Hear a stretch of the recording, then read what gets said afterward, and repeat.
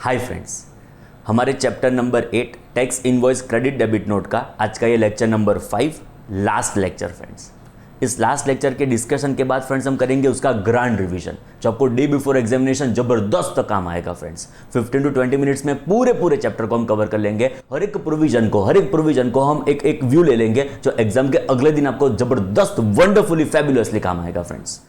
अभी जो भी डिस्कशन हमने 4 लेक्चर में किया उसका एक ओवरव्यू लेके हम आगे बढ़ेंगे फ्रेंड्स। हमने डिस्कशन वहां से शुरू किया था कि इनवॉइस में लेटर से हमारे पास कोई फॉर्मेट गवर्नमेंट ने प्रिस्क्राइब किया नहीं है, डिजाइनिंग उसका कैसे होगा ऐसा कोई फॉर्मेटिंग डिजाइनिंग हमारे पास अवेलेबल नहीं है फ्रेंड्स। मतलब इनवॉइस का कोई फॉर्मेट है ना, इनवॉइस का कोई फॉर्मेट नहीं है। बट हाँ, उसमें कंटेंट्स क्या क्या होने चाहिए उसका लास्ट लेक्चर में हमने डिस्कशन किया था in depth, which is rule number 46 में अलग अलग 16 पॉइंट्स हैं जो हमारे इनवॉइस में कंटेंट होने चाहिए फ्रेंड्स। नेक्स्ट हमारा डिस्कशन था इन रिलेशन टू इनवॉइस हमको कैसे मोड से इश्यू करना है, इलेक्ट्रॉनिकली इश्यू करना है कि मैन्युअल इश्यू करना है। तो उन्होंने बोला कुछ भी, उससे हमको कोई फर्क पड़ता नहीं है फ्रेंड्स। थर्ड पॉइंट जो हमने डिस्कस किया था कि हमारा पे इनवॉइस इश्यू कौन करेगा, रजिस्टर्ड पर्सन। बाद में डिफरेंस भी देखा था, difference between registered person and taxable person. बाद में हमने शुरू की थी हमारी journey in relation to section 31।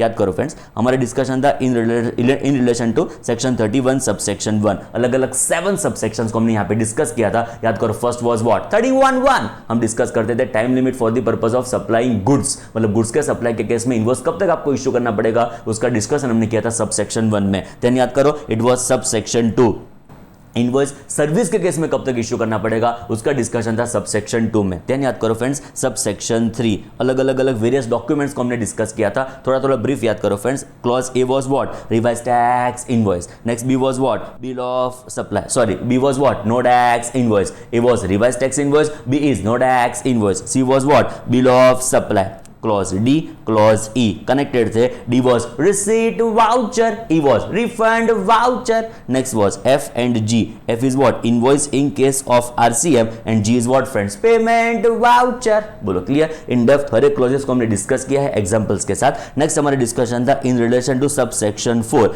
Friends देखो, जब सबसेक्शन 1 की बात आएगी ये बात करता है गुड्स के केस में मुझे इनवॉइस कब तक इश्यू करना होगा। फ्रेंड्स जब कंटिन्यूअस सप्लाई ऑफ गुड्स होंगे तो मुझे इनवॉइस कब तक इश्यू करना है उसका डिटेलिंग हमारे पास अवेलेबल है अंडर सबसेक्शन 4। फ्रेंड्स खाली सर्विस की बात होगी तो हम सबसेक्शन 2 में उसको कवर करेंगे which is supply of services. But friends जब कंटिन्यूअस सप्लाई ऑफ सर्विस की बात आएगी हमारे पास सबसेक्शन कौन सी अवेलेबल है, सबसेक्शन 5।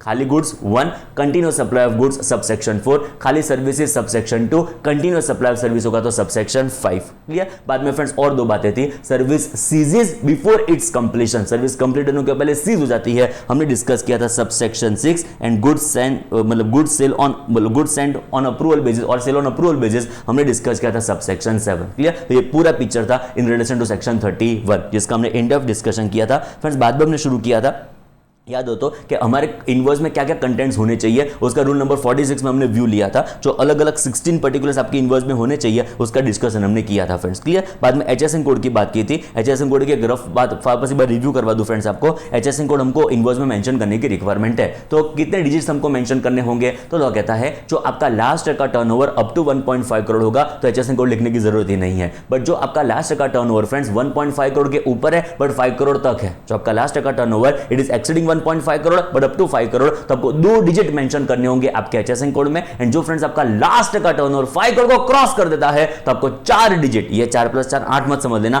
4 डिजिट आपको मेंशन करने पड़ेंगे एचएसएन कोड में फ्रेंड्स। क्लियर। तो either 0, either 2, either 4 depending upon your turnover in preceding financial year. बाद में डिस्कस किया था manner of issuing tax invoice. Friends service के केस में हमको 2 कॉपी चाहिए, गुड्स के केस में हमको 3 कॉपी चाहिए। याद करो, डीसी के केस में हमको 3 कॉपी चाहिए, सर्विस में 2 कॉपी। बोलो कौन सी, एक रेसिपिएंट एक सप्लायर।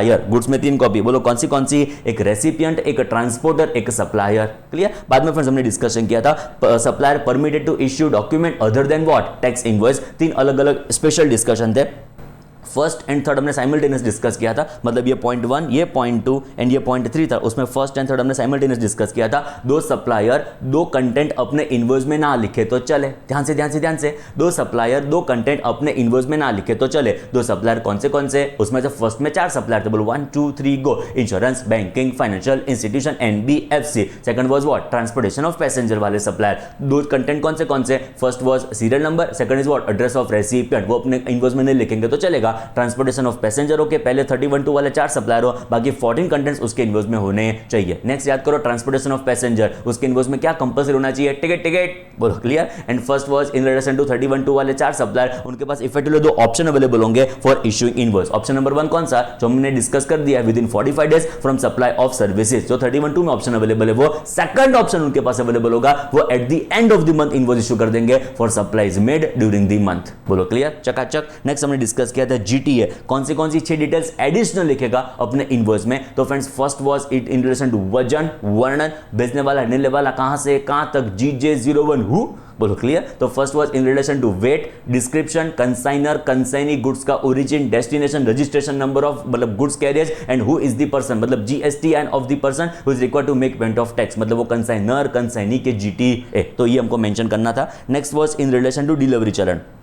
फ्रेंड्स बहुत बार क्या होगा कि हमारा सप्लाई होगा अदर देन, हमारा ट्रांसपोर्टेशन होगा अदर देन सप्लाई, मतलब सप्लाई है सो ट्रांसपोर्टेशन में बात बरोबर है, पर कभी कभी बहुत बार ऐसा भी होगा कि हमारा सप्लाई नहीं है तो भी हमने गुड्स का ट्रांसपोर्टेशन किया, तो उस सिनेरियो में, उस सिचुएशन में हम क्या इशू करेंगे, डिलीवरी चलन। तो डिलीवरी चलन के अलग अलग 3 केस है। फर्स्ट रूल नंबर 55 में उसको प्रिस्क्राइब किए गए हैं। फर्स्ट कौन सा होगा, रीजन मतलब transportation is there for reason other than supply. Number 2 was what, transportation for the purpose of job work, and हमारे लिए 3 है बट एक्चुअली फर्स्ट है, मतलब supply of liquid gas where quantity at the time of removal is not known by the supplier. In this scenario हम क्या issue करेंगे, delivery challan friends. But जैसे supply होगा हम उस पॉइंट के ऊपर क्या इशू कर देंगे, इनवॉइस। क्लियर। अभी मैं डीसी के केस में हमको 3 कॉपी इशू करनी होगी, एक होगा कंसाइनर, एक होगा कंसाइनी, एक होगा ट्रांसपोर्टर, तो ये हमको ध्यान रखना है। नेक्स्ट होगा फ्रेंड्स एसकेडी सीकेडी, जहां से हमने डिस्कशन कंक्लूड किया था, खत्म किया था लास्ट लेक्चर का डिस्कशन। एसकेडी सीकेडी मतलब आपके गुड्स का सप्लाई वन स्ट्रोक सिंगल नहीं जा रहा है, वो टुकड़े टुकड़े टुकड़े टुकड़े टुकड़े जा रहा है। हमने एग्जांपल लिया था विंड मिल का, मतलब उसका ए पार्ट अलग जाएगा, विंड मतलब विंग ए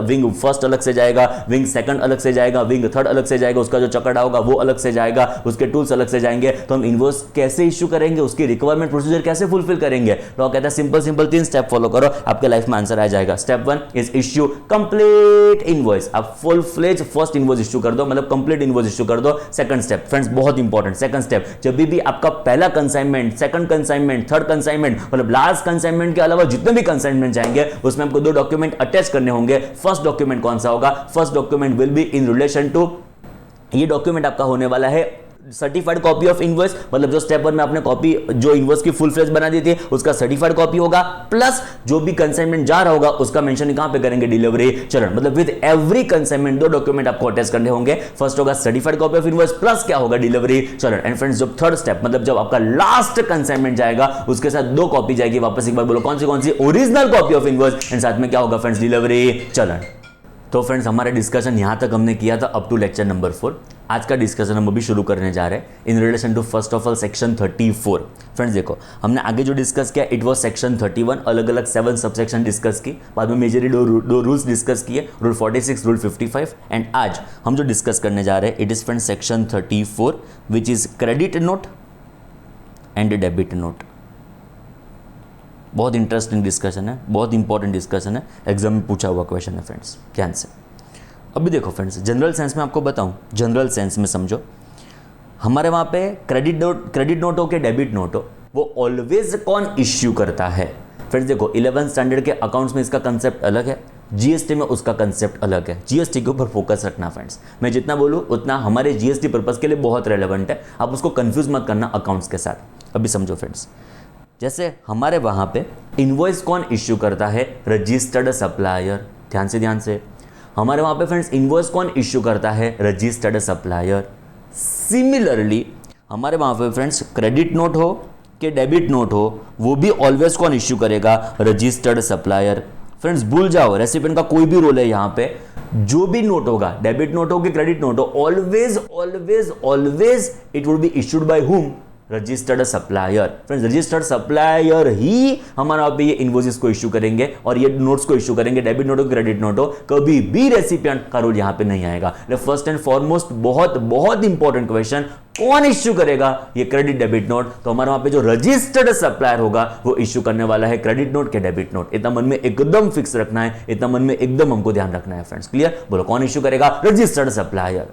एक जनरल सेंस में आपको व्यू दे दो फ्रेंड्स, देखो सपोज हमारा इनवॉइस में जो वैल्यू थी ना फ्रेंड्स, वो कितनी वैल्यू थी, एग्जाम्पल के तौर पे इट वॉज ₹1 करोड़, एग्जाम्पल के तौर पे इट वॉज ₹1 करोड़, हमारी जो इनवॉइस वैल्यू थी वो 1 करोड़ थी। कोई रीजन से, बताता हूं कौन से रीजन हो सकते हैं, बट कोई रीजन से वो वैल्यू हो जाती है एग्जाम्पल के तौर पे 5 करोड़, कोई रीजन से 4 करोड़ का उसमें इंक्रीज हो जाता है। तो फ्रेंड्स देखो, हमारी इनवॉइस में कभी भी जो वैल्यू होगी वो चेंज नहीं होगी, सप्लाई तो वही था। आप समझो, सप्लाई में इंक्रीमेंट नहीं हुआ। ये जो इनवॉइस वैल्यू थी उसमें सपोज 1000 क्वांटिटी थी, तो फ्रेंड्स क्वांटिटी तो 1000 ही रहती है, quantity is not increase to let us से 5000। गेटिंग माय पॉइंट, क्वांटिटी वो ही है, क्वांटिटी 1000 जो ओरिजिनल सप्लाई में थी वो ही है, बट कोई रीजन से, कोई XYZ फैक्टर से, कोई XYZ रीजन से वो वैल्यू हो जाती है ₹5 करोड़ एग्जांपल के तौर पे। तो फ्रेंड्स हम जो इनवॉइस इश्यू करके बैठे हैं उसको चेंज नहीं कर सकते, जो इनवॉइस इश्यू हो चुका है वो हो चुका है, वो 1 करोड़ का इनवॉइस 1 करोड़ हो चुका है। ये फ्रेंड्स हमारी सप्लीमेंट्री नहीं है कि 1 ऐसा लिखा हो तो काम करो 4 ऐसा कर देते हैं, और +4 कर देते हैं कि 1 ऐसा हो तो लाओ ऐसा 5 कर देते हैं। It is not like that, getting my point और नॉट फ्रेंड्स? ओके, तो ये 1 करोड़ को 5 करोड़ कैसे करने का, नया इनवॉइस बनाओ? अरे ना, नया इनवॉइस का मतलब तो नया सप्लाई हो गया, सप्लाई तो वही है। गेटिंग माय पॉइंट और नॉट? 1 करोड़ का जो इनवॉइस इश्यू करके बैठे हो वही आपका सप्लाई है, वही फुल एंड फाइनल है। ये आपका इंक्रीमेंट जो 5 करोड़ हो जाता है, 4 करोड़ से इंक्रीमेंट होकर 5 करोड़ हो जाता है, उसके लिए हम कौन सा डॉक्यूमेंट इश्यू करेंगे? उसके लिए हम जो डॉक्यूमेंट इश्यू करेंगे वो होने वाला है friends debit note. General sense में बता रहा हूं, वो क्या होने वाला है? Debit note. सिंपल वर्ड्स में, जो आपकी इनवॉइस वैल्यू इंक्रीज हो रही हो, जनरल सेंस में समझा रहा हूं, जो आपकी इनवॉइस वैल्यू इंक्रीज हो रही हो, तो जो डॉक्यूमेंट हम सपोर्ट में इश्यू करेंगे वो नया इनवॉइस नहीं होगा, बिकॉज सप्लाई नया नहीं है, सप्लाई तो वही है फ्रेंड्स, वैल्यू में इंक्रीमेंट आया है। तो वो इंक्रीमेंट करने के लिए हम जो डॉक्यूमेंट इश्यू करेंगे वो क्या होने वाला है? Debit note. रेडी? चकाचक। कौन इश्यू करेगा? सप्लायर। सर अकाउंट, चुप हो जाओ, अकाउंट की बात नहीं करने की, हम जीएसटी के ऊपर फोकस करते हैं। क्लियर? सप्लायर इश्यू क्या करेगा? Debit note. कोई XYZ रीजन से उसकी वैल्यू हो गई ₹2। ऐसा ₹2 हो गए? अरे भाई ₹2 हो गए, आपको कोई तकलीफ है? ₹2 हो गई तो ₹2 हो गए, तो क्या करेंगे फ्रेंड्स? इनवॉइस रिलेटिवली उतना फाड़ देंगे। ऐसा ना हो, ऐसा ना हो, ऐसा नहीं होता है। तो क्या इश्यू करेंगे? तो फ्रेंड्स वैल्यू जो ₹1 करोड़ थी उसको ₹2 होने के लिए हम जो डॉक्यूमेंट्स वहां पे सपोर्ट में रखेंगे, हम जो डॉक्यूमेंट वहां पे इश्यू करेंगे वो क्या होने वाला है? Credit note. पता चला? जो वैल्यू डिक्रीज हो रही है, वैल्यू में रिडक्शन आता है, तो हम जो डॉक्यूमेंट सपोर्ट में इश्यू करेंगे वो क्या होने वाला है? Credit note. एक जनरल सेंस में बताऊं फ्रेंड्स आपको, डेबिट नोट इश्यू करने से सप्लायर की लायबिलिटी इंक्रीज होगी। पहले मेरी लायबिलिटी 1 करोड़ के ऊपर जीएसटी पेमेंट करने की थी, अभी मेरी लायबिलिटी हो जाएगी 5 करोड़ के ऊपर जीएसटी पेमेंट करने की। पता चला? जो मेरी लायबिलिटी पहले 1 करोड़ के ऊपर जीएसटी पेमेंट करने की थी, अभी वो हो जाएगी 5 करोड़ रुपीस के ऊपर जीएसटी पेमेंट की। पहले मेरी जो लायबिलिटी, अभी बात करें क्रेडिट नोट की, जो पहले मेरी लायबिलिटी 1 करोड़ की थी, अभी कितनी हो जाएगी? खाली ₹2 के ऊपर जीएसटी पे करने की। मतलब मेरी वैल्यू में रिडक्शन आएगा, मेरी मुझे जो टैक्स लायबिलिटी गवर्नमेंट को पे करनी होगी उसमें रिडक्शन आएगा फ्रेंड्स। क्लियर? तो ये इंपैक्ट आएगा हमारी जीएसटी लायबिलिटी के ऊपर। डेबिट नोट इशू करेंगे, लायबिलिटी एनहांस होगी, क्रेडिट नोट इशू करेंगे, लायबिलिटी में रिडक्शन आने वाला है। क्लियर? जनरल सेंस में समझो, वैल्यू इंक्रीज हो रही हो डेबिट नोट, वैल्यू डिक्रीज हो रही हो क्रेडिट नोट। चकाचक, एकदम रेडी। तो हम पहले डिस्कस करेंगे क्रेडिट नोट, जिससे वैल्यू में क्या आता है? रिडक्शन। 3 सिचुएशंस है जिसमें हम इश्यू कर सकते हैं क्रेडिट नोट। 3 सिचुएशंस है जिसमें हम इश्यू कर सकते हैं क्रेडिट नोट। प्लीज बरोबर समझना कौन सी 3 सिचुएशंस है, पहले मैं समझाता हूं फ्रेंड्स, समझो। क्रेडिट नोट 3 सिचुएशंस में हम इश्यू कर सकते क्या है? Credit note. फ्रेंड्स देखो, आपकी इनवॉइस वैल्यू थी, जैसे पहले डिस्कस किया, 1 करोड़, बट आपकी एक्चुअल वैल्यू ऑफ सप्लाई कितनी हो गई? कोई रीजन से, एग्जांपल के तौर पे लेटर से ₹2, एग्जांपल के तौर पे ₹2 हो गई। तो इनवॉइस वैल्यू थी 1 करोड़ रुपए, एक्चुअल वैल्यू हो गई ₹2। तो इसको एविडेंस कैसे करोगे, सॉरी इसको सपोर्ट कैसे करोगे? By way of credit note. कैसे हो सकता है सर? 1 करोड़ का ₹2, गुड्स की जो क्वालिटी थी वो डिटोरेट हो चुकी थी, और उन्होंने जो क्वालिटी आपसे मांगी थी, आपने कुछ अलग क्वांटिटी बेच दी थी, वो बाद में पता चला, जब गुड्स वहाँ पे पहुँच गए बाद में पता चला, तो उसको रीजन से वैल्यू में रिडक्शन आ सकता है friends. It is so possible. तो 1 करोड़ की वैल्यू हो जाता है ₹2, तो हम क्या इश्यू करेंगे? Credit note. मतलब मेरे वर्डिंग्स को बराबर फोकस करो। Invoice value is greater then value of supply. बरोबर समझना, invoice value is greater then value of supply. तो हम इस डिफरेंस को कवर करने के लिए क्या इश्यू करेंगे? Credit note. चेक करो फ्रेंड्स, फर्स्ट सिचुएशन बरोबर समझना। Taxable value in invoice is greater than, 1 crore का हो जाता है 2 रुपया, मतलब taxable value in invoice is greater than taxable value in respect of such a supply. Friends as it is words याद रखने पड़ेंगे। मम्मी ने पूछा हुआ क्वेश्चन है, आईसीआई ने पूछा हुआ क्वेश्चन है कि right down situations where credit note is required to be issued 4 marks. ये एज इट इज छापना पड़े, एज इट इज लिखना पड़े, तब जगह फुल मार्क्स आएंगे फ्रेंड्स। क्लियर, चलो शुरू करते हैं। मैक्सिमम टाइम बोलेंगे तो याद रह जाएगा, चिंता नहीं है फ्रेंड्स मुझे। Taxable value in invoice is greater than taxable value of supply, ऐसा बोलने का ट्राई करो फ्रेंड्स। चलो चलो शुरू हो जाओ। Taxable value in invoice is greater than taxable value of supply, हम क्या इशू करेंगे? Credit note. चलो नेक्स्ट सिचुएशन समझाऊं फ्रेंड्स। एग्जांपल के तौर पे देखो फ्रेंड्स, इनवॉइस वैल्यू थी ना, वो तो 100 रुपए ही थी।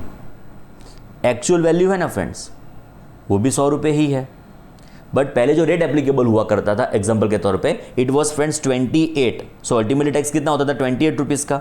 फ्रेंड्स अभी जो फाइनली टैक्स लेवी होगा, मतलब जो टैक्स रेट में चेंजेस आए, जो रिडक्शन करके लाता है, तो वो कितना हो गया फ्रेंड्स? 18 रुपीज।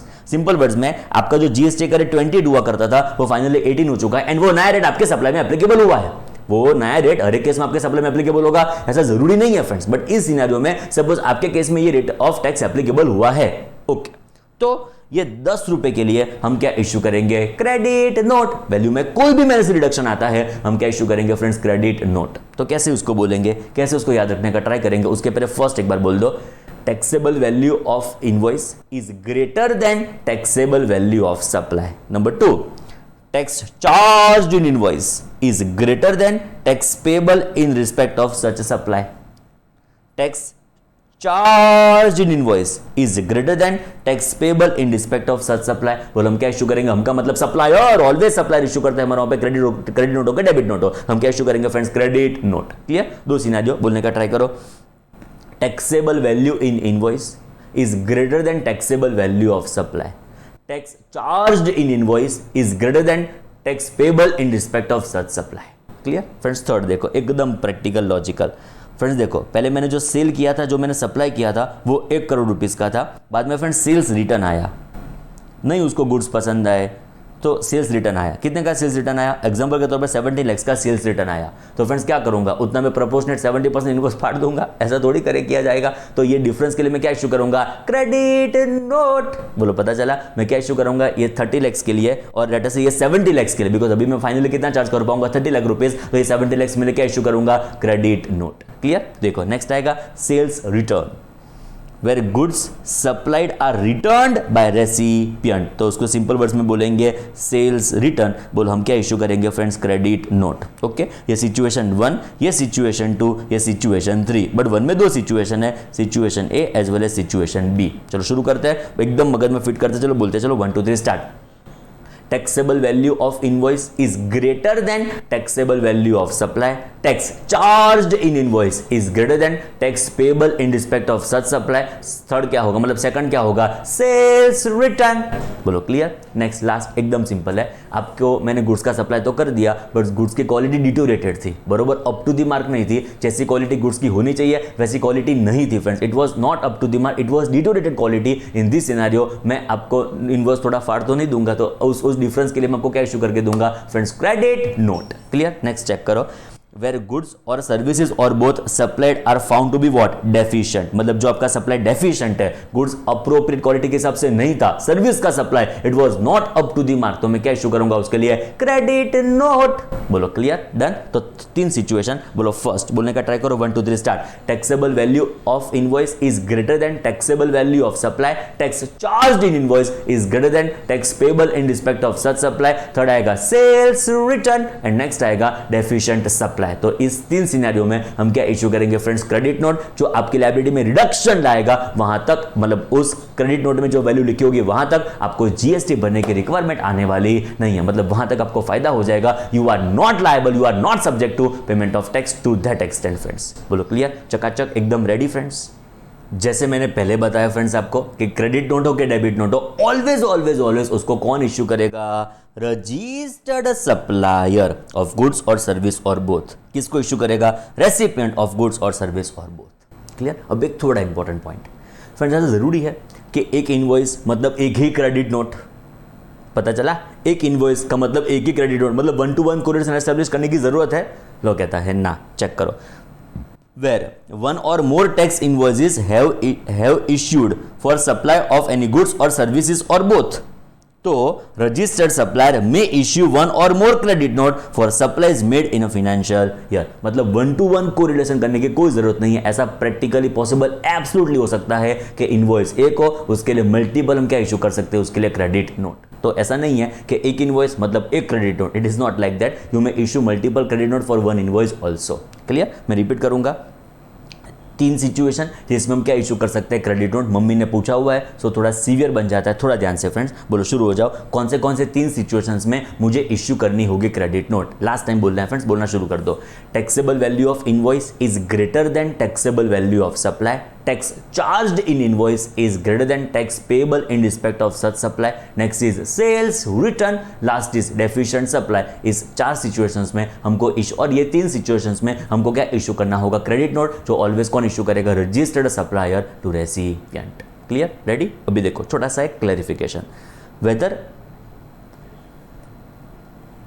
क्रेडिट कार्ड नहीं फ्रेंड्स, क्रेडिट नोट आएगा।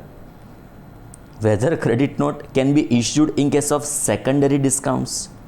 फ्रेंड्स हम क्या करते हैं, कभी कभी सेकेंडरी डिस्काउंट प्रोवाइड करते हैं ना। What is secondary discount? Which is after supply. समझने का ट्राई करो, what is secondary discount? Which is made after supply. मतलब शायद आप मुझे जब पेमेंट करने के लिए आए तब आपने मुझसे डिस्काउंट मांगा, तो उसको बोलेंगे secondary discount. It is not primary which is provided eight the time of supply, it is secondary discount. तो फ्रेंड्स है ना, ये सेकेंडरी डिस्काउंट को हम वैल्यू ऑफ सप्लाई में से लेस नहीं करते। वैल्यू ऑफ सप्लाई एकदम आपको क्लियर होगा ना, तो ये एकदम पता चलेगा। मैं समझाने का ट्राई करता हूँ फ्रेंड्स, मैक्सिमम लेवल के ऊपर समझो। फ्रेंड्स देखो, डिस्काउंट को 3 पार्ट्स में डिवाइड हम करते हैं, बरोबर समझना। डिस्काउंट को 3 पार्ट्स में डिवाइड किया, हम उसको 2 पार्ट्स लिखते हैं बिकॉज टैक्सेबिलिटी अकॉर्डिंगली है फ्रेंड्स। देखो, बिफोर सप्लाई और at the time of supply, and second होगा फ्रेंड्स आफ्टर सप्लाई।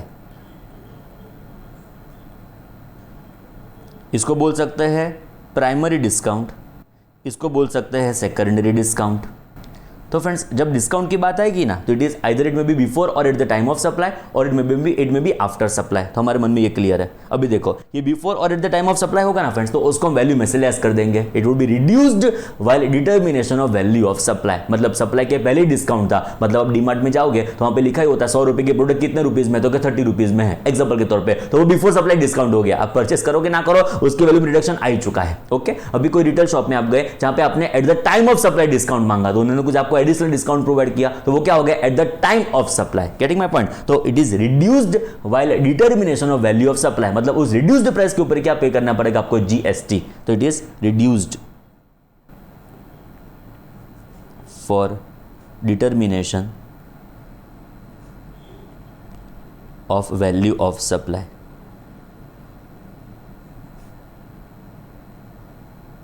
जो फ्रेंड्स रिडक्शन आता हो तो उस केस में, सुना केयरफुली, रिडक्शन आता हो उस केस में उस कम अमाउंट के ऊपर ही हमको क्या पे करना पड़ेगा, जीएसटी। अभी फ्रेंड्स जब आफ्टर सप्लाई की बात आएगी ना, यहाँ पे 3 कंडीशन है। उसके डेफ में हम अभी नहीं जा पाएंगे, थोड़ा साइड ट्रैक हो जाएगा, बट अभी इतना समझो, वैल्यू ऑफ सप्लाई में उसको इन डेफ डिस्कस किया है फ्रेंड्स हमने। अभी इतना समझो फ्रेंड्स, 3 कंडीशन सेटिस्फाई करनी होगी। जो 3 कंडीशन सेटिस्फाई हो जाती है ना, तो उसको हम वैल्यू ऑफ सप्लाई में से लेस करेंगे। तो उसको हम वैल्यू ऑफ सप्लाई में से लेस करेंगे। बट जो फ्रेंड्स कंडीशन फुलफिल नहीं होती है, 3 जो कंडीशन मेंशन की वो फुलफिल नहीं होती है, तो उसको हम वैल्यू ऑफ सप्लाई में से लेस करने वाले नहीं है। क्लियर? ये सेकेंडरी डिस्काउंट हमको इस एंगल से समझना है। जो secondary discount value of supply में से लेस होता ही नहीं है, समझो, जो value of supply secondary discount जो वैल्यू ऑफ सप्लाई में से लेस होता ही नहीं है, तो उसके लिए हम क्रेडिट नोट भी इश्यू कर पाएंगे नहीं। क्रेडिट नोट तो कब इश्यू करेंगे, जब आपका taxable value in invoice is greater than taxable value in respect of such supply. यहां पे तो फ्रेंड्स क्या था, आपके इनवॉइस की वैल्यू भी 100 थी, एंड आपको सपोज 20 रुपीज का सेकेंडरी डिस्काउंट एग्जांपल के तौर पे होगा, तो वैल्यू भी कितने रहेगी, 100 ही रहने वाली है। आपको जिस अमाउंट के ऊपर जीएसटी पे करना है वो तो 100 रुपीज ही पे करना है। Getting my point? जिस वैल्यू के ऊपर आपको जीएसटी पे करना है वो तो 100 ही होने वाला है, वो तो हर एक केस में 100 ही होगा। सर 20 रुपीज का डिस्काउंट तो दिया, वो फाइनेंशियल डिस्काउंट है, वो जीएसटी इंपैक्ट कोई क्रिएट नहीं करेगा, बिकॉज जीएसटी के लिए वैल्यू ऑफ सप्लाई सेक्शन 15 क्या कहता है कि ये आपका जो आफ्टर सप्लाई डिस्काउंट है वो 3 कंडीशन केस में ही हम लेस करेंगे। कौन सी 3 कंडीशन फ्रेंड्स, वो वैल्यू ऑफ सप्लाई में डिस्कस कर दिया, अब उसकी चिंता ना करो। अभी जो अदरवाइज है ना, उसमें वैल्यू ऑफ सप्लाई में से उस डिस्काउंट को हम लेस नहीं करते हैं, उस वैल्यू ऑफ सप्लाई को हम एज इट इज ही रहने देते हैं, उसको हम डिस्काउंट की इंपैक्ट उसके ऊपर नहीं क्रिएट करते, जो डिस्काउंट की इंपैक्ट उसके ऊपर क्रिएट ना होती हो, तो इनवॉइस की वैल्यू 200 है, वैल्यू ऑफ सप्लाई 200 है, शायद आपको 20 रुपीज वापस मिल जाएंगे और 20 रुपीज आपको कम पे करने की रिक्वायरमेंट आएगी एज अ रेसिपिएंट, बट वो जीएसटी के ऊपर कोई इंपैक्ट लाता नहीं है। जो फ्रेंड जीएसटी के ऊपर कोई इंपैक्ट आती ना हो तो हम उसके लिए क्रेडिट नोट इश्यू कर सकते नहीं है। आई थिंक पता चला फ्रेंड्स आपको। ओके, जो ये डिस्काउंट आफ्टर सप्लाई है, जो अदरवाइज आपकी लायबिलिटी जीएसटी की कम नहीं करता हो, तो जीएसटी की लायबिलिटी कम ना होती हो, तो उस डिस्काउंट के लिए हम क्रेडिट नोट इश्यू करके आपकी जीएसटी की लायबिलिटी रिडक्शन कर सकते नहीं है फ्रेंड्स। क्लियर, इतना याद रखना। Secondary discount, whether credit note can be issued in case of secondary discount, absolutely ना। रीजन एक है, कौन सा, कि वो आपकी जीएसटी लायबिलिटी रिडक्शन नहीं करता, वो आपकी वैल्यू ऑफ सप्लाई में से रिडक्शन नहीं होता। जो वैल्यू ऑफ सप्लाई में से रिडक्शन ना होता हो तो उसकी जीएसटी लायबिलिटी लेस नहीं होती, जो इसकी जीएसटी लायबिलिटी कम ना होती हो तो उसके लिए हम क्रेडिट नोट फ्रेंड्स इश्यू कर सकते नहीं है। Clear, secondary discount have no impact for GST liability and consequences, मतलब and consequently there is no need to issue friends what credit note, उसके लिए हम क्रेडिट नोट इशू करने वाले नहीं है। क्लियर, नेक्स्ट आएगा फ्रेंड्स डेबिट नोट, एकदम रिलेटिवली सिंपल। देखो फ्रेंड्स, क्रेडिट नोट की 3 सिचुएशन, मैं बार बार बोलता हूं बिकॉज मम्मी ने पूछा हुआ क्वेश्चन है, कभी भी वापस एक बार रिपीट हो सकता है। चलो 3 situation, value of supply is greater, sorry value of invoice, taxable value in invoice is greater than taxable value in respect of such supply, tax charged in invoice is greater than tax payable in respect of such supply, sales return deficient supply, registered supplier क्या issue करने वाले हैं friends credit note. अभी reverse हुआ, आपका समझने का try करो फ्रेंड्स। अभी हम डिस्कस कर रहे हैं डेबिट नोट, रिवर्स हुआ, देखो क्या हुआ फ्रेंड्स, समझो। यहाँ पे 2 ही सिचुएशन है, एकदम सिंपल फ्रेंड्स। आपका वैल्यू इन इनवॉइस और टैक्सेबल वैल्यू ऑफ इनवॉइस ऐसा लिखो तो वर्ड्स आपको सिमिलर लगेंगे। आपका टैक्सेबल वैल्यू ऑफ इनवॉइस, आपका टैक्सेबल वैल्यू ऑफ इनवॉइस कितना था 100 करोड़, एंड आपका एक्चुअल वैल्यू ऑफ सप्लाई कितना हो गया, कोई रीज़न से एक्चुअल वैल्यू ऑफ सप्लाई हो गया एग्जाम्पल के तौर पे 5000 करोड़, कोई रीजन से जो क्वालिटी मांगी थी उससे सुपीरियर क्वालिटी आपने बेच दी, वो जो रिटर्न करना नहीं चाहते हैं तो ऑब्वियसली आप उसको इतना चार्ज नहीं करोगे, सो ज़्यादा चार्ज करोगे, तो वो क्या होने वाला है friends, increment in value. Situation number 1। Situation number 2 friends, आपका जो इनवॉइस वैल्यू था वो कितना था 100, उसके ऊपर टैक्स प्रीवेलेंट कितना था 12, मतलब ये आपका टैक्स एलिमेंट हो गया 12 फ्रेंड्स। बाद में जो एक्चुअल वैल्यू थी वो तो 100 रुपये ही रही, पर उसका टैक्स कितना हो गया 18, मतलब वो इंक्रीज होता है रेट ऑफ टैक्स, तो क्या इंपैक्ट आएगी फ्रेंड्स समझो। 2 situation, first taxable value of invoice, ध्यान से taxable value in invoice is less than taxable value of supply, पता चला ये वैल्यू एक्चुअल सप्लाई से तो कम है, taxable value in invoice is less than taxable value of supply. Number 2, tax charged in invoice, tax charged in invoice is less than tax payable in respect of such supply. Credit note का reverse कर देने का, एकदम simple. चलो वापस एक बार, जब value increase होती है, लॉजिकली ध्यान रखना है फ्रेंड्स, जब वैल्यू इंक्रीज होती हो हम क्या इशू करेंगे, डेबिट नोट। तो वैल्यू इंक्रीज कब होगी, जब 100 करोड़ से 5000 करोड़ हो जाएगा, जब 12 से 18% हो जाएगा। क्लियर, लास्ट टाइम बोल दो मेरे साथ, चलो 1 2 3 start. Taxable value in invoice is less than taxable value of supply. Tax charged in invoice is less than tax payable in respect of such supply. हम क्या इश्यू करने वाले friends, debit note. Clear, always कौन issue करेगा, registered supplier, जो मैंने आपको पहले ही बता दिया फ्रेंड्स, ये आपकी लायबिलिटी इंक्रीज करेगा, लायबिलिटी में इंक्रीमेंट आने वाला है। 2 सिचुएशन चेक कर लो। Taxable value in invoice is less than taxable value in respect of such supply. Friend same to same words exam में रिप्रोड्यूस आपको करने हैं तो फुल मार्क्स आएंगे, रादर 3 मार्क का क्वेश्चन होगा, 4 मार्क का क्वेश्चन होगा तो 6 7 8 10 मार्क आ जाएंगे friends. Okay, tax charge in invoice is less than tax payable in respect of such supply. मैं रिपीट करता हूं, 2 situation, tax taxable value of invoice is less than taxable value of supply, tax charged in invoice is less than tax payable in respect of such supply. registered supplier क्या issue करने वाला है, registered recipient को, registered मतलब recipient तो कैसा भी हो सकता है फ्रेंड्स, जरूरी नहीं है वो रजिस्टर्ड ही हो, वो आर भी हो सकता है, वो यूआर भी हो सकता है, मतलब वो रेसिपिएंट को क्या इशू करने वाला है फ्रेंड्स, डेबिट नोट। तो हमारा जो रजिस्टर्ड सप्लायर है वो रेसिपिएंट को क्या इशू करेगा फ्रेंड्स, डेबिट नोट। जरूरी नहीं है कि 1-to-1 कोरिलेशन आपको एस्टैब्लिश करना हो, इट इज एब्सोल्युटली पॉसिबल कि एक इनवॉइस के लिए मल्टीपल डेबिट नोट भी इश्यू कर सकते हो। सो क्या लिखा, where 1 or more tax invoices have been issued for supply of any goods or services or both तो registered supplier may issue one or more debit notes for supply made in a financial year. Simple words में value में increment आता हो हम क्या issue करेंगे friends, debit note. Clear? एक last time बोल देते हैं दोनों की दोनों सिचुएशन, बाद में हमारी सेक्शन 34 खत्म हो जाएगी फ्रेंड्स। चलो क्रेडिट नोट, डेबिट नोट, एक सिंपल वर्ड्स ऑलवेज ध्यान रखने के, रजिस्टर्ड सप्लायर क्या इश्यू करने वाले हमारे वहां पे, डेबिट नोट होगा, क्रेडिट नोट हो। चलो क्रेडिट नोट की 3 सिचुएशन मगज में एकदम फिट करते चलो। टैक्सेबल वैल्यू ऑफ इनवॉइस, ध्यान से देखते चलो, बोलते चलो, taxable value of invoice is greater than taxable value of supply, tax charge in invoice is greater than tax payable in respect of such supply, sales return, deficient supply. हम क्या issue करने वाले, रजिस्टर्ड सप्लायर क्या issue करेगा, credit note. Next आएगा friends debit note, secondary discount, हम credit note issue कर सकते हैं नहीं, बिकॉज वैल्यू में रिडक्शन नहीं आता, वैल्यू में रिडक्शन ना आता हो तो जीएसटी लायबिलिटी कम नहीं होती, जीएसटी लायबिलिटी कम ना होती हो तो हम क्या इश्यू नहीं कर सकते, क्रेडिट नोट। नेक्स्ट आएगा friends in relation to debit note, दो situation, taxable value in invoice is less than taxable value of supply, tax charged in invoice is less than tax payable in respect of such supply, registered supplier fund क्या issue करने वाला है आपको, debit note. Clear? Section 34 खत्म की, छोटी छोटी section से कुछ खास नहीं, जैसे मैंने डिस्कस किया था पहले, तो हमने फ्रेंड्स 2 सेक्शन खत्म कर दी फाइनली। 4 सेक्शन डिस्कस करनी थी इस पर्टिकुलर चैप्टर में, 2 सेक्शन में डिस्कस कर दी। First was section 31, next was section 34। Friends section 32, 33 ऐसे कोई खास काम की सेक्शन ही नहीं है, एग्जाम पर्सपेक्टिव 0% रेलेवेंस है, रीड ऑनली कर देने का। रीड ऑनली का मतलब क्या फ्रेंड्स, एग्जाम के बाद पढ़ने का। क्लियर? हम लेक्चर में डेफिनेटली डिस्कस करेंगे, पर एग्जाम पर्सपेक्टिव कोई इंपॉर्टेंस नहीं है इसका, बिकॉज फ्रेंड्स कुछ खास है ही नहीं, आप पढ़ेंगे तो पता चल जाएगा, उसमें कुछ खास लेना नहीं है फ्रेंड्स, एकदम सिंपल है। आओ जरा चेक कर लेते हैं सेक्शन 32, 33। पहले 32 फ्रेंड्स शुरू होते ही खत्म हो जाएगी। देखो फ्रेंड्स एकदम सिंपल लॉजिक है, हमारे वहाँ पे जीएसटी कौन कलेक्ट करे, ध्यान से हमारे वहाँ पे जीएसटी कौन कलेक्ट करे, तो फ्रेंड्स हमारे वहाँ पे जीएसटी रजिस्टर्ड सप्लायर कलेक्ट करे, एकदम सिंपल। जिसने जीएसटी में ऑब्टेन किया है रजिस्ट्रेशन वो हमारे वहाँ पे क्या कलेक्ट करेगा, GST. If you are unregistered supplier you can not collect GST, if you are registered supplier then and only then you are liable or subject to what, collection of GST and making payment to government. Friends number 2, in short registered supplier GST collect कर सकता है, unregistered person GST collect कर सकता नहीं है। Number 2 friends आपको बोला गया हो 12% का जीएसटी कलेक्ट करना, तो डॉट डबल करके 18 के 28 मत कलेक्ट करना, जितना बोला गया उतना करो ना, पर गवर्नमेंट को तो फायदा ही है ना, मैं 12 की जगह 18 कलेक्ट करूं तो गवर्नमेंट को फायदा नहीं है, चुप। गवर्नमेंट को फायदा नहीं चाहिए, गवर्नमेंट को डॉट डापण नहीं चाहिए। गवर्नमेंट ने बोला 12 मतलब 12 कलेक्ट करो, 18 करके तुमको डॉट डापण करने की जरूरत नहीं है फ्रेंड्स। क्लियर? तो जो रेट ऑफ जीएसटी 12% हो तो 12% ही आप कलेक्ट करोगे, 12% के एक्सेस में आप कुछ कलेक्ट कर सकते नहीं हो फ्रेंड्स।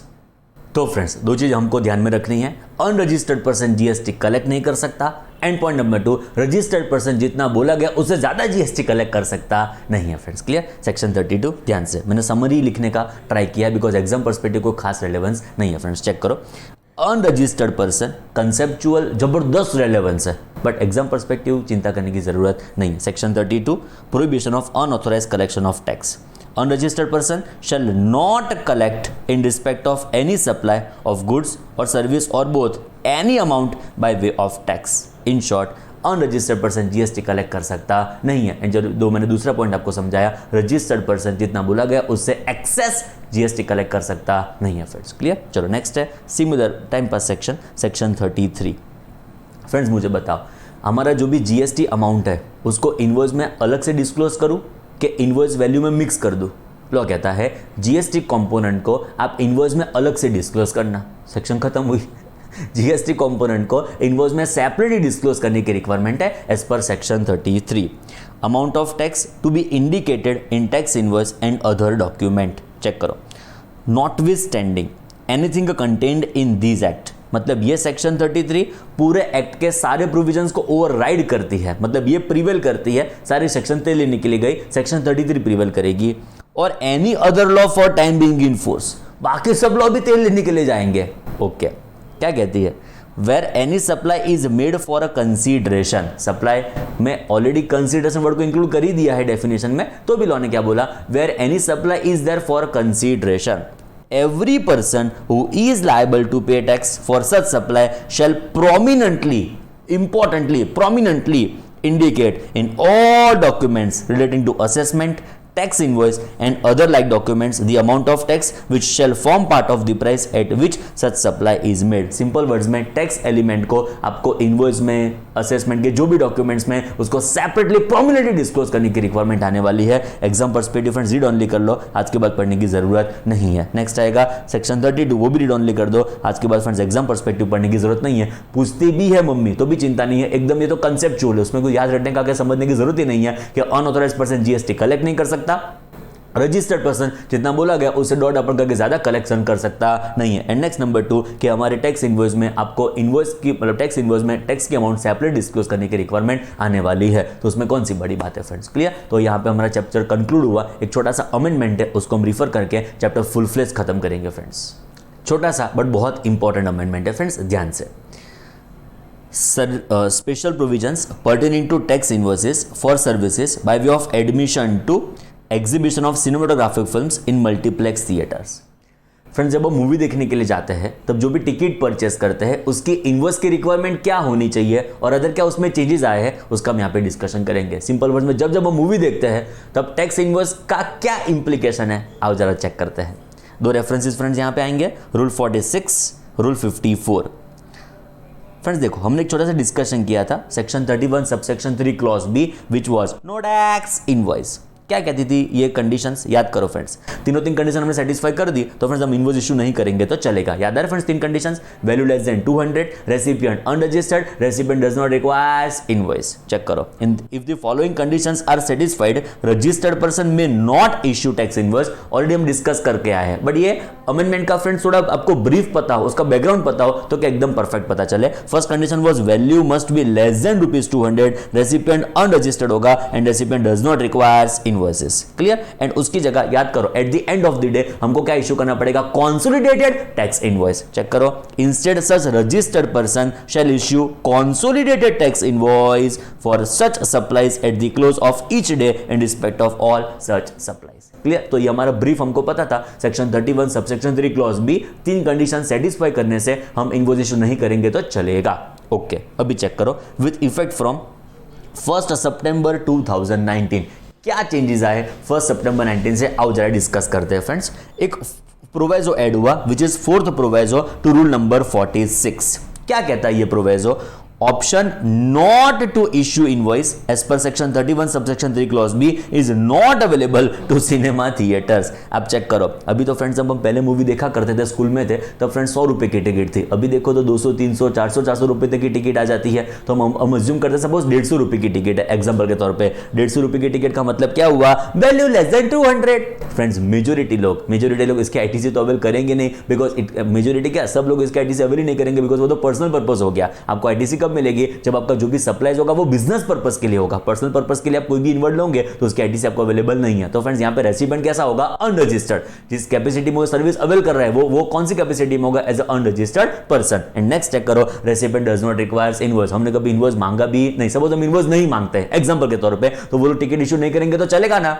पता चला क्या हुआ, देखो 150 रुपए की टिकट है, समझने का ट्राई करो. 150 रुपए की टिकट है, 150 रुपए की टिकट का मतलब first condition satisfied, value less than 200. चलो second condition, recipient unregistered, recipient हम अनरजिस्टर्ड है एंड हमने इनवॉइस भी मांगा नहीं, हमने टिकट भी मांगी नहीं तो वो लोग इनवॉइस इशू नहीं करेंगे तो चलेगा. तो उन्होंने क्या बोला, ऐसा नहीं, जो ये मूवी का जो भी supply it is subject to tax, it is subject to tax. आपको थोड़ा याद करो फ्रेंड्स, एग्जम्पशन चैप्टर में एक छोटी सी बात आती है. एग्जांपल के तौर पे थोड़ा आपको याद हो तो मूवी टैक्सेबल है तो क्या क्या एग्जम्प्ट है वो आपको थोड़ी ब्रीफ बता दो friends. Circus, dance, drama, ballet, award function, concert, beauty contest, musical performance, sporting event, planetarium.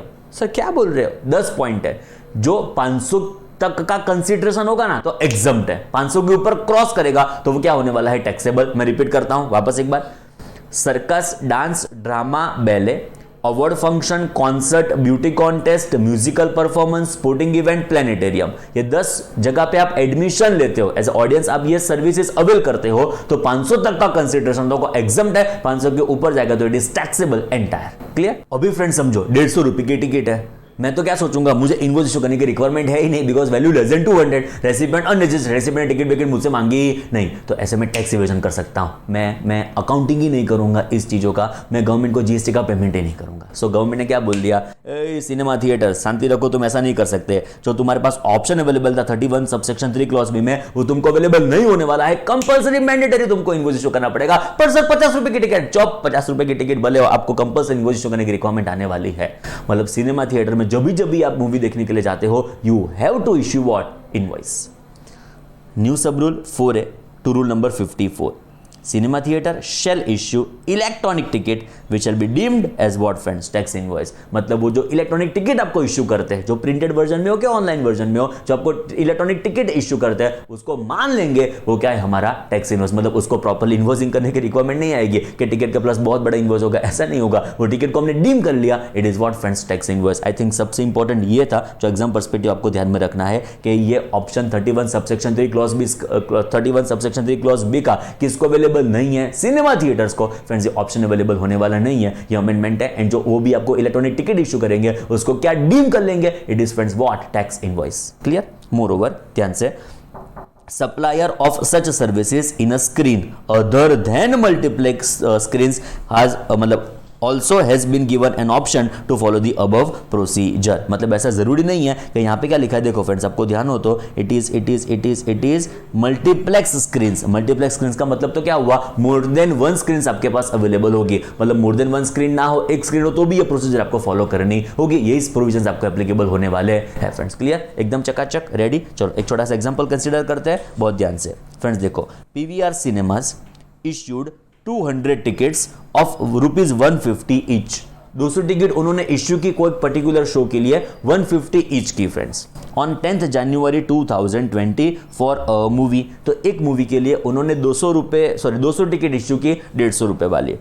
It wish to issue consolidated tax invoice instead of issuing separate invoices as per section 31 subsection 3 clause B, suggest it as per the relevant provision। उनकी ऐसी इच्छा है कि एक ही invoice बना के दे देते हैं, अलग अलग टिकट इश्यू करने नहीं है फ्रेंड्स। उनको ऐसी उनकी इच्छा है, तो उनको ऐसा बोलो कि ये अमेंडमेंट तुम एक बार खास रिफर कर लो। ऐसा हो तो वीडियो एक बार थोड़ा सा लास्ट पार्ट इसका देख लो, तो आपको पता चल जाएगा कि सिनेमा थिएटर्स को ऑप्शन अवेलेबल नहीं है, option is not available to cinema theatres. तो सिनेमाज ऐसा लिख दूँ, सिनेमाज का मतलब मूवी समझ लेंगे फ्रेंड्स आप। तो cinema theatres under section 31 subsection 3 clause be mandatory, उनको फ्रेंड्स इनवॉइस इश्यू करना पड़ेगा फ्रेंड्स। क्लियर? तो ये 31(3)B का ऑप्शन एक पर्सन को अवेलेबल नहीं है। Multiplex cinema theatre including single cinema theatres होंगे, उनको भी ऑप्शन अवेलेबल होने वाला नहीं है फ्रेंड्स। क्लियर? एक फ्रेंड्स इंपॉर्टेंट चीज जो हमने डिस्कशन में बाकी रखी थी, it was special provisions. Section 31 subsection 2 के स्पेशल प्रोविजंस थे जिसका डिस्कशन बाकी था, जिसको हम अभी कंक्लूड कर रहे हैं फ्रेंड्स। 5 सप्लायर्स है फ्रेंड्स, बरोबर समझना। 5 सप्लायर्स है, कौन से? इसमें जो 4 तो आपको आते हैं, कौन बताऊं? Insurance, banking, financial institution, NBFC। 5th add हुआ टेलीकॉम ऑपरेटर। ये 5 लोगों के लिए कुछ स्पेशल प्रोविजंस हमारे वहाँ पे बने हुए हैं फ्रेंड्स। क्या स्पेशल प्रोविजंस है वो डिस्कस करें, उसके पहले एक छोटी सी बात डिस्कस कर लेते हैं फ्रेंड्स, समझना प्लीज।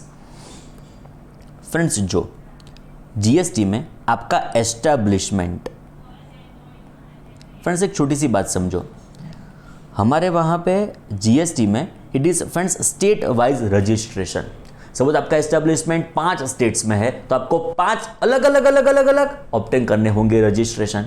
जो आपका एस्टैब्लिशमेंट गुजरात में है तो गुजरात का अलग से, गोवा में है तो गोवा का अलग से, राजस्थान में तो राजस्थान का अलग से, पंजाब में तो पंजाब का अलग से, आपको अलग ऑब्टेन करने होंगे रजिस्ट्रेशन। उतने अलग आपके होने वाले हैं GSTIN which is goods and services tax identification number. अभी समझो फ्रेंड्स, जो आपका एस्टैब्लिशमेंट अदर स्टेट में है, मतलब जिस स्टेट में आप रजिस्टर्ड हो उसके अलावा भी कोई स्टेट में आपका एस्टैब्लिशमेंट है, तो उस स्टेट में भी आप अलग से क्या ऑब्टेन करोगे, रजिस्ट्रेशन। तो friends separate registration is required, compulsory है, मैंडेटरी है, separate registration is compulsory.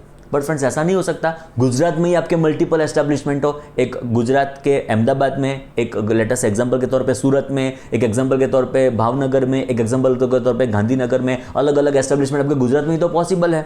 Okay, तो अब जो आपका एस्टेब्लिशमेंट सेम स्टेट में है, मतलब जिस स्टेट में आप रजिस्टर्ड हो उस स्टेट में आपका दूसरा एस्टेब्लिशमेंट है, तो फ्रेंड्स लॉ कहता है आपके पास ऑप्शन अवेलेबल होगा to obtain separate registration. It is option available to you to obtain what friends, separate registration. मतलब आप चाहो तो अलग से ले सकते हो, नहीं इच्छा है मत ऑप्टेन करो रजिस्ट्रेशन। मतलब ऐसा हो सकता है गुजरात के जितने भी आपके एस्टेब्लिशमेंट्स हैं उसका आपने एक ऑप्टेन किया रजिस्ट्रेशन। ऐसा भी हो सकता है कि अहमदाबाद का अलग से, गांधीनगर का अलग से, हिम्मतनगर का अलग से, सूरत का अलग से। आपके पास ऑप्शन है, आपके पास ऑप्शन है कि अलग अलग एस्टेब्लिशमेंट के अलग अलग भी आप ऑप्टेन कर सकते हो। नहीं करना है तो मत करो, आपकी मर्जी। बोलो क्लियर? तो ये फ्रेंड्स एक रेफरेंस था फ्रॉम रजिस्ट्रेशन चैप्टर, वापस एक बार डिस्कस कर लेते हैं, थोड़ा इंपॉर्टेंट है हमारे कनेक्शन के लिए, हमारे स्पेशल प्रोविजंस के लिए। तो फ्रेंड्स जो आपका एस्टेब्लिशमेंट सेम स्टेट में है, प्लीज ध्यान से, जो आपका एस्टेब्लिशमेंट सेम स्टेट में है तो आपके पास ऑप्शन अवेलेबल है to obtain separate registration. But जो आपका एस्टेब्लिशमेंट डिफरेंट स्टेट में है तो कंपल्सरी मैंडेटरी आपको ऑप्ट क्या करना पड़ेगा, रजिस्ट्रेशन। अभी देखो फ्रेंड्स क्या हुआ, एग्जाम्पल के तौर पे वोडाफोन है जिसका हम एग्जाम्पल कंसिडर करते हैं। फ्रेंड्स वोडाफोन गुजरात में है एंड वोडाफोन गोवा में है, तो फ्रेंड्स दोनों एस्टेब्लिशमेंट्स का उसको अलग अलग ऑब्टेन करना पड़ेगा रजिस्ट्रेशन। एक्चुअली वोडाफोन कंपनी एक ही है इंडिया में, Vodafone is single company, but उसने अलग अलग स्टेट में एज पर जीएसटी रिक्वायरमेंट्स अलग अलग क्या ऑब्टेन किया, रजिस्ट्रेशन। मतलब ये गुजरात का GSTIN भी अलग होगा, मतलब goods and services tax identification number अलग से होगा, गोवा का भी उसका GSTIN अलग होने वाला है।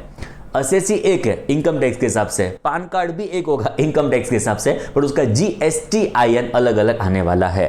तो फ्रेंड्स लॉ क्या कहता है पता है, जीएसटी पर्पस के लिए दोनों एस्टैब्लिशमेंट्स को हम मानेंगे डिस्टिंक्ट पर्सन।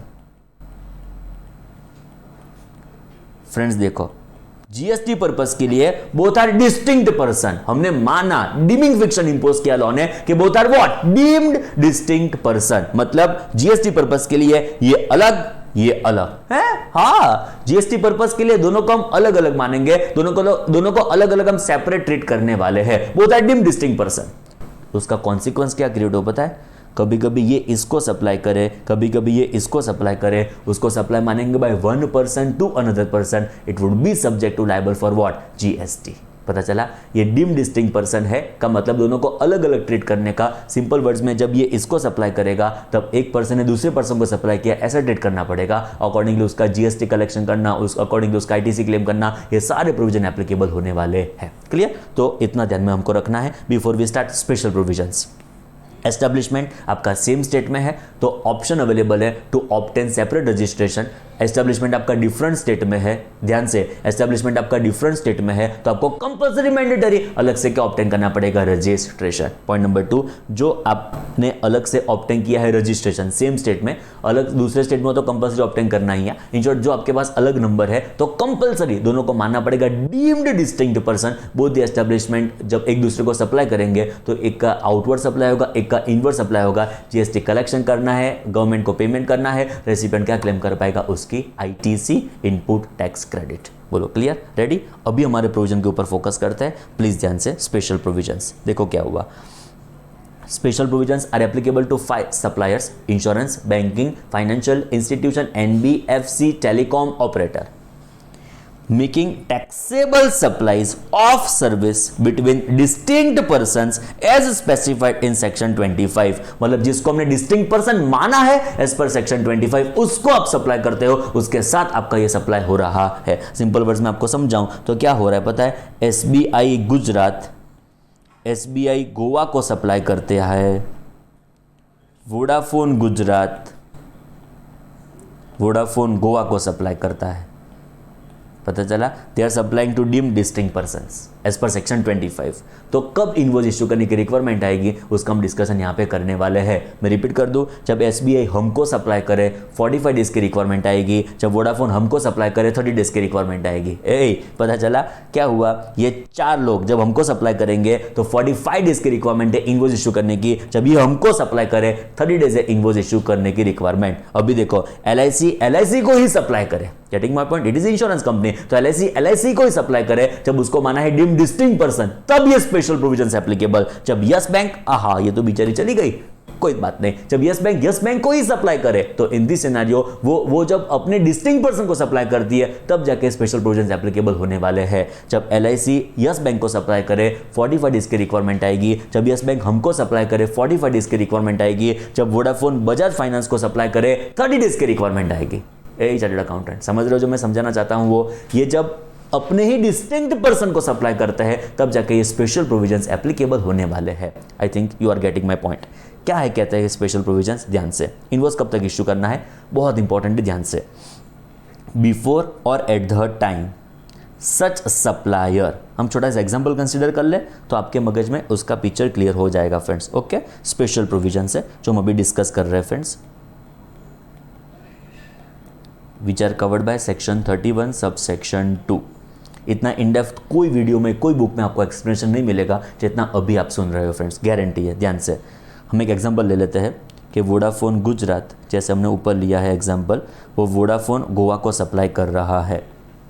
क्लियर? तो फ्रेंड्स ये बना हमारे लिए सप्लायर, ये कौन बना फ्रेंड्स, हमारे लिए रेसिपिएंट। ये सप्लायर, ये रेसिपिएंट, डिटेल्स हमारे मन में क्लियर है फ्रेंड्स। अभी देखो चेक करो क्या हुआ। तो फ्रेंड्स जब ये वोडाफोन सप्लायर जब रेसिपिएंट को सप्लाई करेगा, जब ये वोडाफोन गुजरात जब वोडाफोन गोवा को सप्लाई करेगा तो ट्रांजैक्शन का सप्लाई का एक दिन भी तो होगा ना, उसके ऊपर फोकस किया लॉ ने। चेक करो, before or at the time such a supplier records the same in his books of accounts, मतलब जो दिन सप्लायर ने अपने सप्लाई को अपने बुक्स ऑफ अकाउंट्स में रिकॉर्ड किया, ध्यान से ध्यान से ध्यान से, जो दिन सप्लायर ने अपने सप्लाई को इस ट्रांजैक्शन को अपने बुक्स ऑफ अकाउंट्स में रिकॉर्ड किया वो दिन और उसके पहले इनवॉइस इशू करने की रिक्वायरमेंट आने वाली है।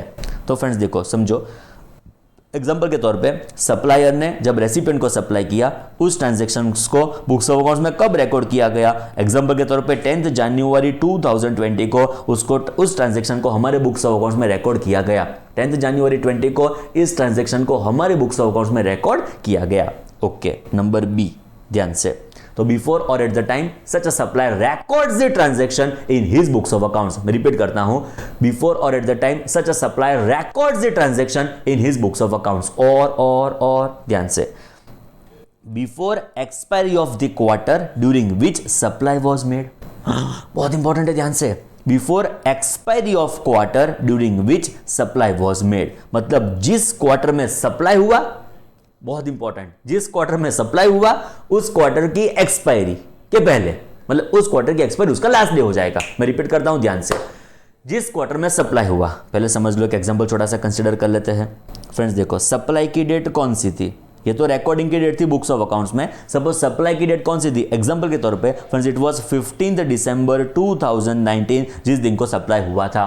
फ्रेंड्स आपको पता ही है हमारे वहां पे 4 क्वार्टर्स है, कौन से क्वार्टर्स है आपको पता ही है। फर्स्ट क्वार्टर हमारे पास होगा फ्रेंड्स अप्रैल मई जून, सेकंड होगा फ्रेंड्स जुलाई अगस्त सितंबर, थर्ड होने वाला है फ्रेंड्स अक्टूबर नवंबर दिसंबर, लास्ट होने वाला है जन फरवरी मार्च। आप एक ही ये लिखना फ्रेंड्स। ओके फ्रेंड्स, अभी देखो जिस क्वार्टर में सप्लाई होता है उस क्वार्टर के सप्लाई की उस क्वार्टर की एक्सपायरी, रिपीट करता हूं, जिस क्वार्टर में सप्लाई हुआ उस क्वार्टर की एक्सपायरी, ध्यान से, जिस क्वार्टर में सप्लाई हुआ उस क्वार्टर की एक्सपायरी, पहले हर एक क्वार्टर की एक्सपायरी ढूंढ लेते हैं।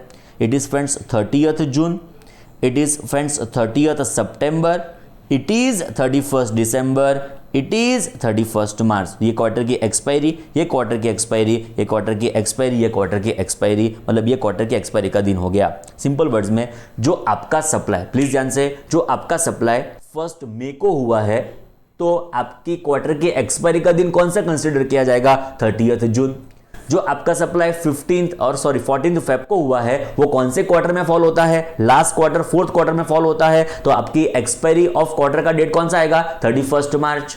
जो आपका सप्लाई 1 दिसंबर को हुआ है तो क्वार्टर की एक्सपायरी कौन से दिन आएगी, इट विल बी 31 दिसंबर। जो आपका सप्लाई हुआ है 12 जुलाई को, इस सिनेरियो में आपका जो भी एक्सपायरी होगा वो कौन से दिन आएगा, it will B 30 September. In short, जिस क्वार्टर में सप्लाई हुआ है उस क्वार्टर की एक्सपायरी। मेरे चार्टर्ड अकाउंटेंट आप समझ रहे हो ना, जिस क्वार्टर में आपका सप्लाई हुआ है उस क्वार्टर की एक्सपायरी का दिन हमको कंसीडर करना पड़ेगा। अभी चेक करो क्या कहता है लॉ, एकदम ध्यान से। Before expiry of quarter during which supply was made, मतलब जिस दिन आपने सप्लाई किया वो क्वार्टर आइडेंटिफाई करो, वो क्वार्टर का एंड तक आपको इनवॉइस इश्यू करने की रिक्वायरमेंट आने वाली है फ्रेंड्स। बोलो क्लियर, चकाचक। अभी चेक करो फ्रेंड्स, देखो फर्स्ट हमारा ट्रांजैक्शन क्या था, इस दिन को बुक्स ऑफ अकाउंट्स में रिकॉर्डिंग किया। जो भी वोडाफोन गुजरात ने वोडाफोन गोवा को जो भी सप्लाई किया, हमारे एग्जांपल में ये है वोडाफोन गुजरात ने जो भी वोडाफोन गोवा को सप्लाई किया, उस ट्रांजैक्शन को कौन से बुक्स ऑफ अकाउंट्स में रिकॉर्ड किया गया, उस ट्रांजैक्शन को रिकॉर्ड किया ऑन 10 जनवरी 2020। तो हमारा फर्स्ट डेट कौन सा आएगा फ्रेंड्स, इट वुड बी 10 जनवरी 2000 और उसके पहले आपको इनवॉइस इश्यू करने की रिक्वायरमेंट आने वाली है। मतलब सिंपल वर्ड्स में ये एक हमारी डेट आ गई जिस दिन तक आपको इनवॉइस इश्यू करने की रिक्वायरमेंट आएगी for the purpose of comparison. Number 2 check करो, जिस दिन आपका सप्लाई हुआ, जिस दिन आपका सप्लाई हुआ वो कौन से क्वार्टर में हुआ वो पहले आइडेंटिफाई करो, एंड उस क्वार्टर का एंड के पहले आपको इनवॉइस इश्यू करने की रिक्वायरमेंट आने वाली है। ओके, तो फ्रेंड्स इस दिन आपका सप्लाई है, चलो आइडेंटिफाई करो ये डेट कौन से क्वार्टर में फॉल होती है, ये फॉल होती है इस पर्टिकुलर क्वार्टर में। मतलब इस चीज का आंसर क्या आएगा, इस चीज का आंसर आएगा 31 दिसंबर 2020 के पहले, मतलब ये आपकी लास्ट डे हो जाएगी अप टू विच आपको फ्रेंड्स इनवॉइस इश्यू करने की रिक्वायरमेंट आने वाली है। बोलो क्लियर। अभी हमको कंपेयर करना है फ्रेंड्स, देखो ए में कौन सी डेट आई, जिस दिन आपने बुक्स ऑफ अकाउंट्स में इस ट्रांजैक्शन को रिकॉर्ड किया वो दिन, और before expiry of quarter in which supply was made. Answer तो आ गया, दोनों आंसर आ गए। ए में आंसर आया 10 जनवरी, सेकंड में आंसर आया 31 दिसंबर। बट कौन सी डेट कंसीडर करूं, ए वाली के बी वाली, 10 जनवरी के 31 दिसंबर। लॉ देखो क्या कहता है, गजब कहता है लॉ। ओ लॉ तो कुछ कहता ही नहीं है, लॉ तो कहता है सप्लायर जो दिन रिकॉर्ड करेगा वो दिन और उसके पहले, और before expiry of quarter in which supply is made, मतलब जिस क्वार्टर में सप्लाई किया उस क्वार्टर का एंड के पहले आपको इनवॉइस, उस क्वार्टर के एंड के एक्सपायरी के पहले आपको इनवॉइस इश्यू करना पड़ेगा। बट कुछ लिखा ही नहीं है sir, whichever is later के व्हिच एवर इज अर्लियर। पता चला कितना गजब है, ना लिखा है अर्लियर ना लिखा है लेटर। तो फ्रेंड्स जब भी आपके पास व्हिच एवर इज अर्लियर की whichever is later available ना हो तो यहां पे लॉ ने आपको ऑप्शन दिया, समझने का ट्राई करो। इस दिन तक भी आप इनवॉइस इशू करेंगे तो चलेगा और यहां तक भी आप इनवॉइस इशू करेंगे तो चलेगा। तो जब भी लॉ ने आपके पास ऑप्शन अवेलेबल किया है ये डेट और ये डेट, तो हम कौन सा ऑप्शन प्रीफर करेंगे, व्हिच एवर इज लेटर। ऐसा जोर से नहीं बोलने का, पता चला, बट मन में बोल देने का, दिल से बोल देने का, whichever is later, because law ने ऑप्शन अवेलेबल किया। इस दिन तक भी आप इनवॉइस इशू करेंगे तो चलेगा, इस दिन तक भी आप इनवॉइस इशू करेंगे तो चलेगा। तो ऑब्वियसली हम कौन सा फॉलो करने वाले हैं, विच एवर इज लेटर। जोर से नहीं बोलने का, लॉ में नहीं लिखा, हमने उसको कंक्लूड किया है फ्रेंड्स। क्लियर। एक और एग्जांपल आपके कंसेप्ट को और मजबूत करेगा, प्लीज ध्यान से फ्रेंड्स। देखो अभी क्या हुआ, सपोज फ्रेंड्स LIC गुजरात है, प्लीज समझने का ट्राई करें। LIC गुजरात है, उसने क्या किया, LIC गोवा को सर्विसेज का सप्लाई किया, कोई सर्विस होगी, तो LIC गुजरात ने LIC गोवा को सप्लाई की फ्रेंड्स। कौन से दिन सप्लाई हुआ फ्रेंड्स, सप्लाई हुआ एग्जांपल के तौर पे 14 फरवरी 2020 को। सो supply is on 14 February 2020 and friends books of accounts में इस ट्रांजैक्शन को रिकॉर्ड किया गया 1 मई 2020 को। बुक्स ऑफ अकाउंट्स में कौन से दिन को एंट्री की गई, इट इज 1 मई 2020। चलो शुरू हो जाओ। फर्स्ट लॉ कहता है जो दिन आपने इस ट्रांजैक्शन को अपने अकाउंट्स में रिकॉर्ड किया, supplier records the transaction in his books of accounts. तो when does supplier records the transaction in his books of accounts, it is on 1 May 2020। तो answer is on or before 1 May 2020। First answer तो clear हो गया friends हमारे मन में। आपको invoice issue करना है before or at the time supplier records the same in his books of accounts, मतलब जो दिन सप्लायर इस ट्रांजैक्शन को रिकॉर्ड करेगा उस दिन तक आप इनवॉइस इशू करने वाले हो। मतलब ऑन और बिफोर 1 मई 2020 आपको रिकॉर्डिंग करना पड़ेगा, सॉरी आपको इनवॉइस इशू करना पड़ेगा। और पॉइंट नंबर बी, आपका सप्लाई कब हुआ है फ्रेंड्स, आपका सप्लाई हुआ है 14 फरवरी 2020 को। 14 फरवरी 20 कौन से क्वार्टर में फॉल होगा, जनवरी फरवरी मार्च वाले क्वार्टर में फॉल होगा। जनवरी फरवरी मार्च की एक्सपायरी कौन से दिन आएगी, इट इज फ्रेंड्स 31 मार्च 2020, मतलब इट इज लेट अस से बिफोर एक्सपायरी ऑफ 31 मार्च 2020। 31 मार्च की एक्सपायरी कब होती है? रात को 12 बजे 31 मार्च को, तो उसके पहले मतलब अप टू 31 मार्च 2020 तक आपको फ्रेंड्स इनवॉइस इश्यू करने की रिक्वायरमेंट आने वाली है। बोलो क्लियर? अभी ए ऑप्शन ऑप्ट करोगे, बी ऑप्शन ऑप्ट करो, तो हम क्या फॉलो करेंगे? Whichever is later. मतलब क्या लेटर फॉलो होता है? ये लेटर फॉलो होता है, तो हम ये फॉलो करने वाले हैं। मतलब मैं लास्ट डे मेरा कौन सा होगा इनवॉइस इश्यू करने का? It will B 1 May 2020। तब मैक्सिमम फ्रेंड्स मुझे इनवॉइस इश्यू करने की रिक्वायरमेंट आने वाली है। यहां पे ऊपर चेक कर लो, तो ये फ्रेंड्स यहां पे 10 जनवरी था, यहां पे 31 दिसंबर था, तो ये मेरा मैक्सिमम डेट हो जाएगा up to which I am required to issue what friends invoice. बोलो क्लियर? आई थिंक अभी सिंपल था। एक और एग्जांपल है हमारे पीपीटी में फ्रेंड्स जो आपको और क्लियर कर देगा आपके कंसेप्ट्स। मैं रिपीट करता हूं, 5 लोगों को स्पेशली ये प्रोविजंस एप्लीकेबल होने वाले हैं। 5 लोग कौन से याद करो? Insurance, banking, financial institution, NBFC, telecom operator. इस 5 लोगों को ये प्रोविजंस फ्रेंड्स एप्लीकेबल होने वाले हैं। नाउ प्रोविजन कब एप्लीकेबल होंगे? जब ये अपने डिस्टिंक्ट पर्सन को सप्लाई करेंगे सर्विसेज का। ओके, मैं रिपीट करना चाहूंगा, यहां पे जो ये हमको ये 4 लोग, ये 5 में से ये 4 लोग जब हमको सप्लाई ऑफ सर्विसेज करेंगे तो 45 डेज की रिक्वायरमेंट आएगी। जब वोडाफोन हमको करेगा तो 30 डेज की रिक्वायरमेंट आने वाली है। बट ये जब अपने ही मतलब डिस्टिंक्ट पर्सन को सप्लाई करेंगे सर्विसेज का, तब इनवॉइस कब तक इश्यू करना पड़ेगा? फ्रेंड्स इनवॉइस इश्यू करना पड़ेगा before or at the time such supply records the transaction in his books of accounts or before the expiry of quarter in which supply is made. कुछ नहीं लिखा, earlier के letter हमारे benefit के लिए क्या है? विच एवर इज लेटर, तो वो हम फॉलो करने वाले हैं। एक लास्ट एग्जांपल इस कंसेप्ट का फ्रेंड्स चेक करो ध्यान से। Vodafone Gujarat supplied services to Vodafone Goa. लो हमारा ही वही एग्जांपल है। ओहो, डेट भी सेम टू सेम हो गई। अरे बाप रे बाप, ध्यान नहीं था फ्रेंड्स मेरा, डेट भी सेम टू सेम हो गई। चलो एक बार फास्टेस्ट देख लेते हैं। ऑन 14 फरवरी 2020, तो फ्रेंड्स सप्लाई का दिन कौन सा है? इट इज 14 फरवरी 2019, सॉरी ये 19 का है, तो 14 फरवरी 2019 and transaction was recorded in books of accounts of Vodafone Gujarat. Vodafone Gujarat supplier बने ना फ्रेंड्स, तो उसके बुक्स ऑफ अकाउंट्स में ट्रांजैक्शन को कब रिकॉर्ड किया गया? उसके बुक्स ऑफ अकाउंट्स में ये ट्रांजैक्शन को रिकॉर्ड किया गया ऑन 1 May 2019। तो ट्रांजैक्शन का रिकॉर्डिंग कब है? Is on 1 May 2019। क्लियर? चलो, determine time limit up to which invoice shall be issued. बोलो हमको इनवॉइस कब तक इश्यू करना होगा?